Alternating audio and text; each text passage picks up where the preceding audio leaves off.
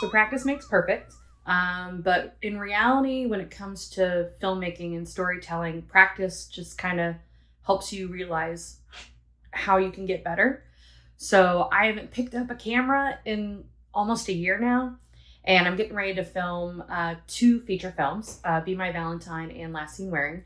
And in less than 2 weeks, I am shooting a found footage film. So I'm using a lot of different devices, and I just want to kind of get some of my skills back in motion.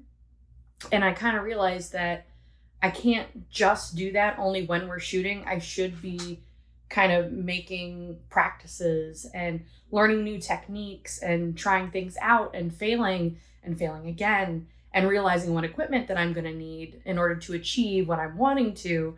So I've kind of created this challenge for myself that I'm going to start doing monthly. It's called the Fade in 30 Challenge. So I went on Artlist, and I have my referral link to Artlist in the description of the video. I went to Artlist and I sought out 18 tracks that are 30 seconds and below. And they're all various types of feelings. The majority of them are used for like logo reveals and bumpers and stuff.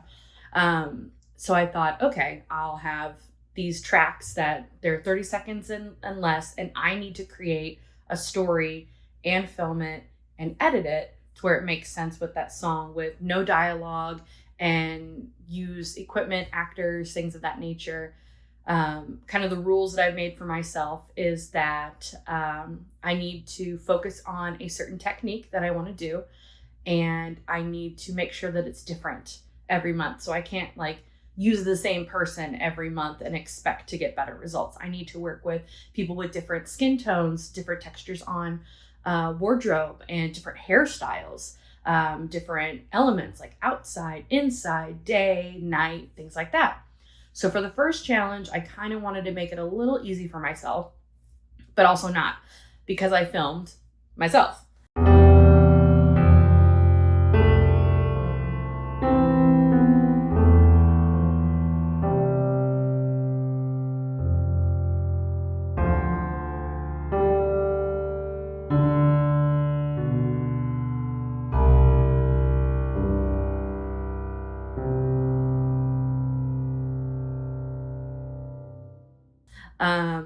And I only use the natural light from my bedroom window. And then I use curtains to kind of help with the taming of the light. And I filmed myself. So that in itself is a little bit difficult because I have to check my focus. I have to do performance, and I need to find this kind of story from this 24-second track. And it's a little more, when I was listening to it, it felt a lot like when I go through a depressive episode. So I thought, okay, I kind of want to use that as the story, where the first shot, I used my Sony a7S Mark II with my Helios vintage lens. It makes it really soft. It's a little grainy, it's a little soft, and I shot it at night. So it's not the best, but these are things that I need to learn and kind of playing around with it. So the next time I do a night shot, I'll have a different actor and I can play around a little bit more with it. But I also wanted to make sure that the lighting made sense. And I was kind of fine with it being quite dark at the beginning, because I was very emotional. And a lot of times when we are experiencing these episodes, we're doing them in the dark where nobody can really see you fully. The second shot that I had was yesterday. I started filming it, was in the morning. I was in the same position, but I have edge light around me and a little bit of light Rembrandting kind of on my face as well, but it's still dark, like morning light, but I'm in the same position that I was for the night shot. So kind of showing the stillness that we get with depression. The next shot after that is a close-up from the window of me, just kind of where it's a little bright. It's a much brighter light, and I'm just kind of laying there looking off in the distance, and just, again, a lot of things that we experience when we're depressed. At least I've moved at this point, but I haven't gotten out of bed. So the next shot is me sitting up and doing the doom scrolling on our phone, as we all do, but it's a wider shot from the foot of the bed and a lot more light coming in from the window. So it's the most kind of brightly lit. Shot after that is after I'd taken a shower, I have a towel on, walking up to my bedside lamp and grabbing a pair of yoga pants out of my dresser drawer. It's kind of like, it feels more like evening when I've finally gotten up and moved around a little bit, did some self-care with taking a shower. And then finally the last shot is with this pink top in my kitchen, which is has some really pretty natural light coming from the side of me, grabbing a sip of tea and kind of rummaging around the kitchen as now that I'm moving even more. So we're going from very still to a lot more movement and actually functioning and leaving the room. And I you can let me know what you thought of that. It's also one of those things where, like, if I have to explain it, then it didn't work, but it's also 24 seconds, no dialogue. Just try my best with it.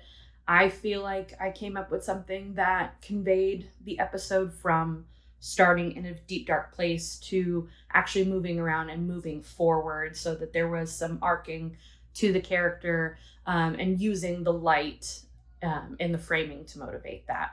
I'm realizing something as I'm kind of editing this.